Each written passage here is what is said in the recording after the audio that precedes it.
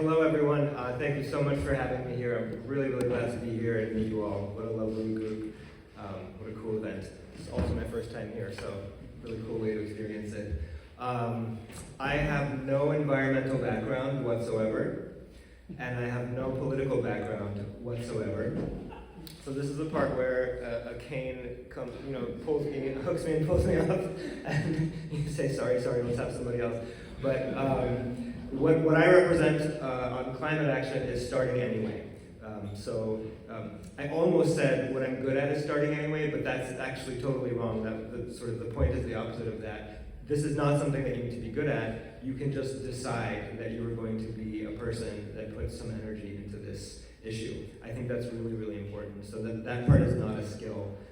That is just a decision. And I have had the best experience doing that. My coworkers and friends and I have built a network of hundreds of educators in about 20 countries, shifting courses, curriculum requirements, getting conferences to alternate between in-person and online, so there's not so much flying. We're doing lots of public stuff and advising governments and writing op-eds and getting youth climate groups connected to classes, et cetera, and it didn't really need me to have skills because there's lots of people who are concerned, who want to do something, who aren't sure what to do, and who have all kinds of different skills that I don't have.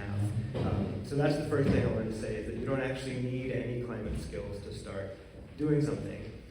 The skills part comes next. So once you decide that you want to put some energy into this issue, then it's like, okay, who do I do this with? What do we do? What do we try? And that's where I think thinking about your skills is a really, really key thing to do. So that's what I want to talk about today. I want to do one warm-up that's interactive, so I'm a little bit sorry for making you do something, but I'm not really sorry because you really, really have to get lots of practice in coming out of watching on this topic. So we're going to do one short thing, which is I want you to, so if you're in person, turn to someone, ideally someone that you don't know. If you're joining virtually or watching this later, if you've got someone you're with, great. If not, you can just write this down. But what I would love for people to do is try to just completely forget about climate for a second and just tell somebody 3 things that you were good at, okay? Any 3 things, you can think about it for a second. That head gestures, looking up and thinking, that's perfect. So whatever, baking, listening, singing, right? I don't care what it is, don't think about climate. So let's just do that for a quick minute and then we'll come back.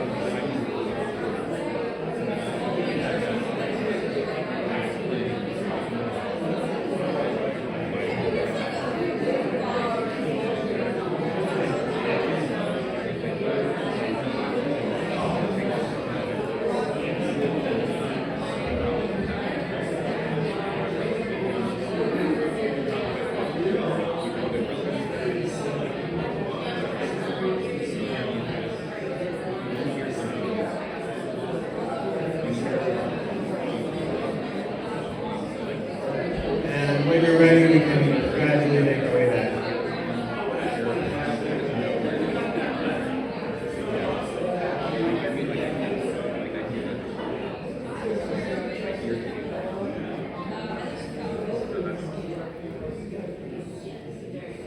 You unleash the monster.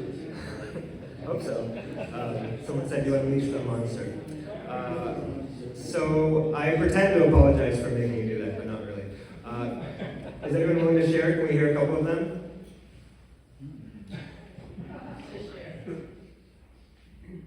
My friend says she's good at finding things people have lost. Great. Finding things people have lost. Great. Can we hear at least one more? Yes. My new friend Sylvia here is really good at facilitating, organizing events, and speaking Spanish. Facilitating, organizing events, speaking Spanish. Great. Awesome. Bring it in. Okay. Great. So I would not dare to speak to this group about being a good person or that climate action is important.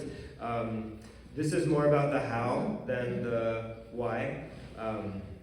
But I do think that if you want to move forward with people, really, really helpful, key, doable, high-impact thing to do is focus on thinking about your skills for a little bit. So that's what I want to talk about. So why is that so helpful? One reason that it's helpful is if you start with just this vague decision, which I think actually is the right way to start, just that you are going to be someone that puts some energy into this issue, into climate, into responses to climate change. You're going to want some way from going from vague, which is a fine place to start, to specific, and skills are a really good way of doing that. So if you are good at facilitating, organizing, and speaking Spanish, right? Well, that doesn't tell you everything, but that really starts to tell you something about what you might try that might be helpful, right? So I think for everyone, that would be a good starting point. It's just a really nice, concrete way of starting to head towards something specific. I think thinking about skills also really helps us get out of pretty much every trap there is that slows us down on climate. So I'm going to just go through some of them. So one big one is fear, right? So climate change is terrifying. If you have kids or grandkids and you're thinking about them, you might be scared all of the time. Some people are scared all of the time. And I think that, it's not going to get not scary. There's no situation where it's just completely fine and not scary. But a really big part of fear is powerlessness.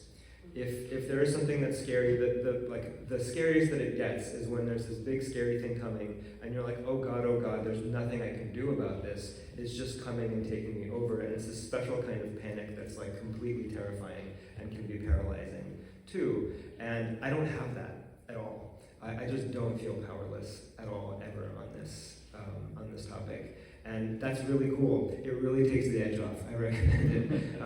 When you're thinking about something that you can do, that powerlessness just kind of goes away. Another thing that's related to that powerlessness is a sense of doom.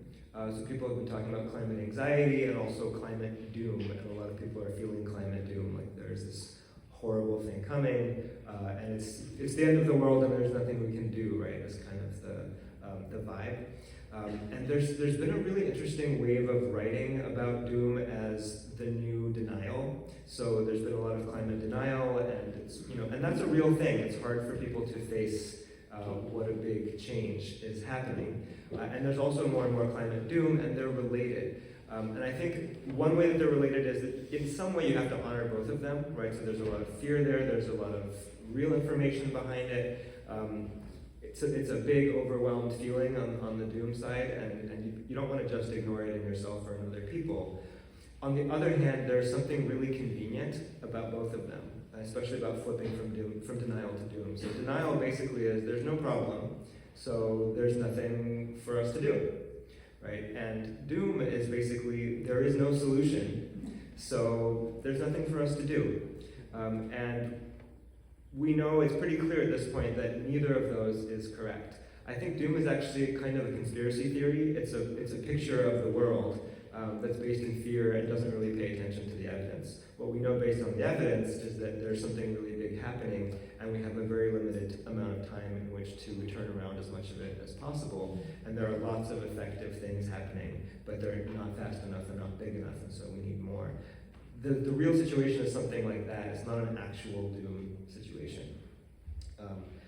So that's another thing that I think thinking about skills helps us come out of, this sense that we're just doomed. There's just a big meteor coming, and there's nothing I can do. You can get in a general way that that's not quite the situation. Maybe you just heard me say something and you believed it. But if you think about your own skills, helping people find things they have lost, right? Well, now you're just not in doom brain anymore, and that goes away pretty quickly. So that's another trap that thinking about skills gets us out of. Another one is guilt. So if you are stuck feeling bad, and a lot of people are feeling bad that they haven't done enough yet, they understand that you can do something, but I've just had so much going on in my life, and I know that my kids need me to see them fighting, need to see me fighting for them, but I just have been trying to handle all of this other stuff, and I haven't gotten to it, and I feel terrible about it, right? And then you go to a talk on climate action, and the talk is like, you should be doing more, you should have done more by now, you should be doing more right away, and then somehow that you agree, but it doesn't help.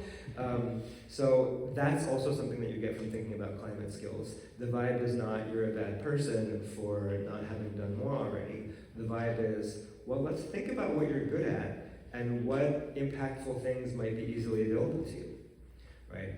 And I think that really shifts that part too. We don't really want a guilt and shame spiral, and it's hard to hold that and also hold what a big thing is happening and how much we need to do to respond. But thinking about your skills is a really way out of that trap too. So I really like it that way. You probably noticed if you were telling someone what you're good at, it might be a little uncomfortable, you might think you're bragging or something, but it's also kind of nice, right? Like you're connecting with someone, you're putting your attention on good qualities about yourself that are also practically helpful. On that last thing, the practically helpful thing, this also gets us out of watching, right? I kind of never in my life want to give just a talk on climate because I'm kind of scared of just anything that might put people more into watching mode, because we've been watching so much generally. We're scrolling and streaming all the time, and then on climate you just kind of watch it happen and you feel insignificant and passive. And if you think about your skills, that puts you in this practical frame of mind, and then you're kind of out of watching. One other thing related to watching, I think, is hope. So thinking about skills gets us out of traps around discouragement, but in a way it also gets us out of traps around hope. Hope is a wonderful thing, and it's also a tricky thing, especially if you talk to young climate activists. Some of them think a lot about keeping people hopeful, and some of them are really angry at hope, and especially older people looking at them with hope, like you're gonna somehow resolve this for us. Hope is a wonderful thing, but it can put us in a position where we're passive, where we're hoping that something will solve this. And it also sets us up for disappointment, because if you think in this hoping way about something and it keeps not happening, well, now you're sad and you feel terrible and you don't want to get out of bed, and that's not really a solution either. So I kind of think skills are better than hope on this. If you think about your skills, you're in the decision part of your brain, and then you're starting to think about who you could talk to about that, rather than what Naomi Klein calls magical thinking, where you think, okay, well, the billionaires might save us, or if not them, then the green orgs might save us, and if not them, then Gen Z and Gen Alpha will somehow save us, right? And like, no one's coming to save us. And you might know that, but again, it's like, how do you get yourself into that part of your mind? So fear, doom, guilt, watching, hope. All of those things, they're complicated, but they can get us really stuck.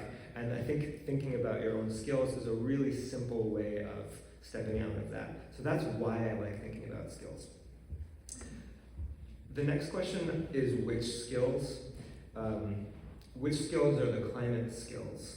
And I think if you tilt your head a certain way, you can think, okay, well, it's things like measuring ice cores, right? And meteorology and so on. Those are certainly things that are skilled activities, and they're related to climate, right? And so that might be the first, those kind of things might be the first thing that you think of. And I actually think that, of course, those are really important, but those are not accessible to most people. I will probably never get good at measuring ice cores. Sorry. again, it's not that we shouldn't be measuring ice cores, we absolutely should, but a lot of what we need at this point is a climate movement, right? Like we have knowledge, we want more knowledge, but we're not at all caught up to the knowledge in what we are doing. And so a lot of the skills that we need, I think, are facilitating, organizing, speaking to people across language barriers, right, so that you can build a global movement, helping people find things that they have lost, right, whatever those other things are. So I think actually a lot of the key skills that are skills for climate are the really general skills. For myself, one that I was thinking about is, I think I'm good at showing people that I care about them. So if I'm talking to you and I like you and I care about you, usually you can tell, right? Like that I can kind of, I've done work on myself around this, so it's not like I was born with it, but at some point I was like, well, I have some skill here and it's really important, so let me just really lean into that as much as I can and show people that I care about them, especially in climate contexts. And that has been huge because we have been able to build groups where people feel cared about, and so they want to be there even when they don't have time. And something about getting out of like the mode that this is some extra thing that's hard that I have to add on top of all of the hard things that I have, I think that's another trap. Where I feel like I'm successful is when I can be with a group of people and get into a place where it feels like, oh no, this is where we want to be. We want to be with people who are not just ignoring the issues. We want to be with people that are looking forward, that are trying to do something, that aren't just business as usual, and so on. And so things like showing people that you care about them is really key. So I'm going to say pretty much everything that anyone said to anyone in that warm-up is going to count as a climate skill. That might sound like, well, this just got boring, we just watered it down.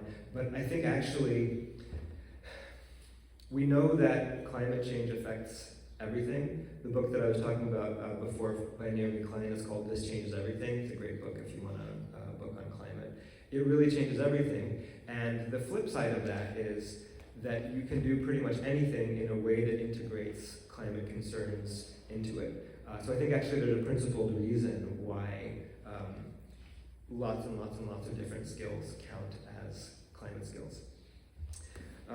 The other thing that I like to do as a warm-up, I think we won't do it now just because of time, and also I want to keep the virtual people really part of this as much as we can. But we can just do it in our minds for a second. So can people just think for a minute about, let's do three groups that you are a part of. Groups can be formalized groups like the Philadelphia Ethical Society. They can be a crew of friends that you hang out with every other Thursday. Anything like that, a school, a workplace. I'm just going to be quiet for a quick second and just ask people to think of three groups of any kind in any sense that you're a part of.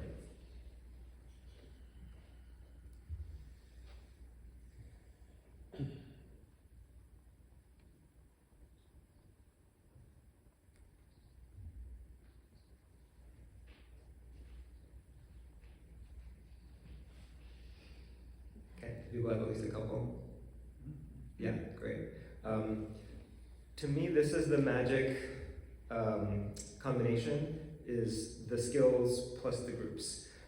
So I'll say for my story, I was working with the Sunrise Movement, which is a really cool youth climate org in the US. There's a national US group.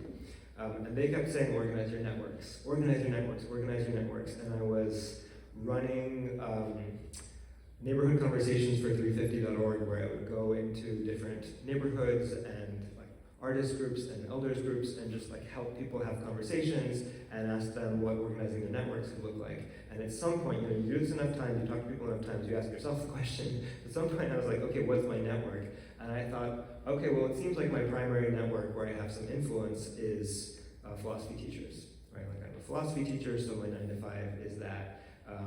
What's happening in philosophy on climate? Well, not a whole lot. There's environmental philosophy, so there's people writing interesting stuff, but everyone's still ordering beef sandwiches for their events and flying all over the place and just kind of like not really more in denial than anything else on climate. And so I got together with a friend and we were talking about this and we thought, well, what if we wrote to the American Philosophical Association and we asked them to put out some guidance on sustainability. They have this great good practices guide. It has like a section on alcohol. Don't do too much weird stuff with alcohol at your events. Stuff on interviewing and so on.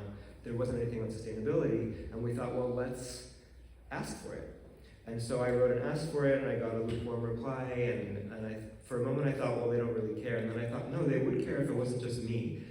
And so we thought, well, let's get a group of people together and have the group ask for it. And so we were like, well, let's just get as big as we can. And so we gave ourselves a name, Philosophers for Sustainability. We got on some national philosophy blogs saying we're starting this group. And so, within a couple of months, we had 20 or 30 people, and we all wrote letters to the American Philosophical Association. And they just kind of saw that we weren't that small, and we weren't crazy. We were asking for a reasonable thing. And they said, sure, we'll put out a set of guidelines on sustainability. Would you draft it for us? And so we did. And so in the course of that, we started putting on informal events, getting people together to think about climate and sustainability, and thinking about what kind of focused advocacy campaigns we could do. The second campaign that we did was to get the American Philosophical Association to start alternating between in-person and virtual conferences. I remember the moment when I flew out to Chicago to go to this big mega conference, think 4 floors of a hotel with 800 philosophers in it, at that one, there was a key meeting that ended up getting the next one basically canceled, in-person version of it canceled, so it's like 1 million flight miles canceled. And I thought to myself, okay, that's an offset. If you're concerned about carbon offsets and are they real, that is an offset. And we just kind of kept trying to connect with people and seeing what skills people had, what expertise people had, and putting them together. And in the meantime, somebody else was like, well, what I actually really want to think about is getting a lot of educators to write op-eds. And so there's a group formed on that. And some people were concerned about food waste, and so a group formed on that. And I just kind of kept putting energy into it and saying, you guys are so great, can I help set up a Zoom meeting for you?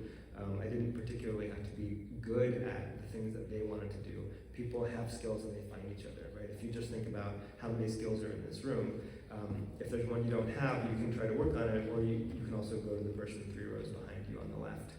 They already know how to do it. You just don't know that they know. So that's some of my picture. I think my picture of how is basically to find one person that the most important thing for me is that you enjoy spending time with them, right? So that way if you meet with someone and it's weird, you can kind of debrief or gossip about it afterwards, right? And talk about the person's fashion and what you liked and didn't like. Just that kind of fun stuff where you enjoy it and it doesn't feel like a hard work thing.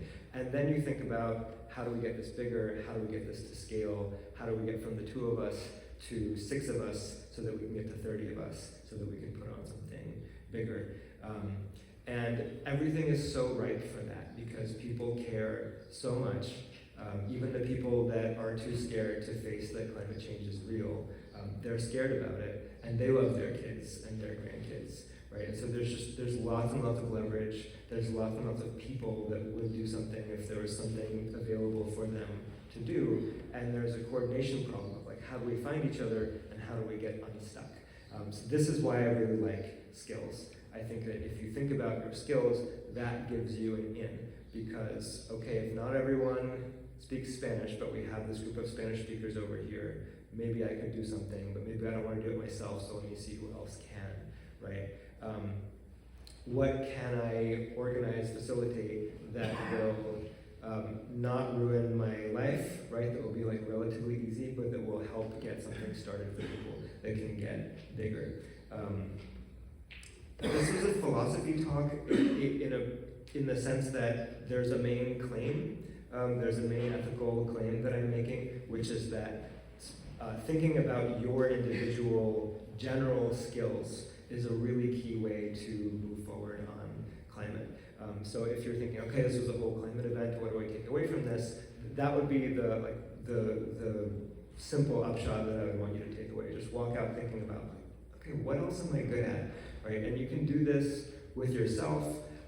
One other thing I like about this is that it's very all ages. So if you have a 5-year-old, probably a 1-year-old is a little soon, but the 5-year-olds are thinking about this, right? And they're wondering why you're not thinking about this if you haven't talked to them about it yet. Or 8-year-olds, 12-year-olds, if they're like, what can I do?